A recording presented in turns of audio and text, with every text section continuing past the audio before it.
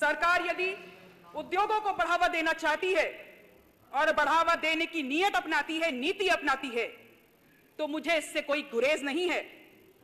लेकिन इसमें वो उद्योग करने का, लगाने का, वो व्यवसाय करने का अवसर प्राथमिकता के आधार पर उत्तर प्रदेश, मेरे प्रदेश के नौजवानों को मिलना चाहिए। ये तो एक तरीके की ठगी हुई मान्यवर कि रोजगार के नाम पर मेरे प्रदेश के नौजवानों को इस प्रदेश का पैसा खर्च करने के बाद, विज्ञापन देने के बाद, एडवर्टीजमेंट करने के बाद, शोर शराबा करने के बाद सिर्फ मजदूरी करने का अवसर दिया जा रहा है। मैं कल से इस सदन में हो रही चर्चा को सुन रही हूं। बहुत से माननीय सदस्यों ने अपनी बात को रखने का काम किया और इस दौरान मैंने अपने एक सम्मानीय सदस्य की बात सुनी, जिन्होंने छाती पीट पीट कर स्कूल चलो अभियान का बखान किया। उन्होंने बताया कि स्कूल चलो अभियान के अंतर्गत लगभग 1.64 लाख शिक्षकों का चयन और तैनाती की गई। कृपया पीछे ना बात करें। बताना चाहती हूं कि आप ये बताइए, ये मजाक आप क्यों कर रहे हैं?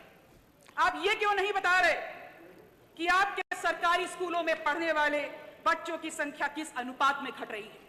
आप ये क्यों नहीं बता रहे कि जिन स्कूलों में तैनाती की है वहां की आधारभूत संरचना क्या स्कूल कहलाने की गरिमा के लायक है?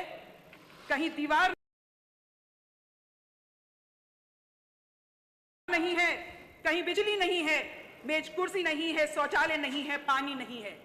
और जब मैंने स्वयं सरकार से इस प्रश्न को किया तो सरकार की तरफ से बड़ा ही निर्लज्जता भरा जवाब आता है कि हमारे पास मेज कुर्सियों के लिए बजट नहीं है। जिधर नजर डालो इस अभिभाषण में सब कुछ हास्यास्पद है।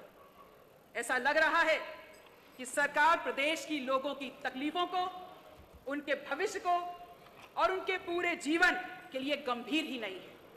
वो लोगों की भूख, गरीबी, अशिक्षा, बेरोजगारी का मजाक उड़ा रही है। और सबसे बड़ा सवाल ये उठता है कि अगर सरकार शिक्षा, स्वास्थ्य और रोजगार इन तीनों क्षेत्र में निजी पूंजी निवेश के आधार पर अपनी उपलब्धियां बताना चाहती है तो उसे यह भी जरूर बताना होगा कि इस प्रदेश की जनता से जो भारी भरकम टैक्स के नाम पर वसूली होती है वो पैसा कहां जा रहा है? क्यों नहीं ये हमारा पैसा, हमारी गाड़ी कमाई की मेहनत का पैसा हमारे ही स्वास्थ्य, हमारी ही शिक्षा और हमारे ही रोजगार पर खर्च होता है? माननीय अध्यक्ष जी, ये अभिभाषण महज छलावा है। मैं और मेरे साथ यहां समूचा विपक्ष इस तरीके के अभिभाषण को सरकार की अगंभीरता और गैर जिम्मेदार रवैया मानते हैं। इस प्रदेश के एक बड़े हास्य कलाकार, स्वनाम धन श्री राजू श्रीवास्तव जी आज हमारे बीच में नहीं है। तो सरकार की इस तरीके की घोषणाएं और बातें सुनने से लगता है कि राजू श्रीवास्तव जी की कमी पूरी कर रहे हैं, प्रदेश की जनता के साथ मजाक कर रहे हैं। मेरा आग्रह सिर्फ मेरे जनपद महात्मा गौतम बुद्ध की तपोस्थली कौशांबी के लिए नहीं, बल्कि मेरे संपूर्ण प्रदेश उत्तर प्रदेश के लिए है कि इस अभिभाषण में प्रदेश सरकार में बैठे जिन लोगों ने आम जनता की गाड़ी कमाई की भारी लूट खसोट की है उस पर भी बात होनी चाहिए थी, उसको भी शामिल किया जाना चाहिए था। मानवर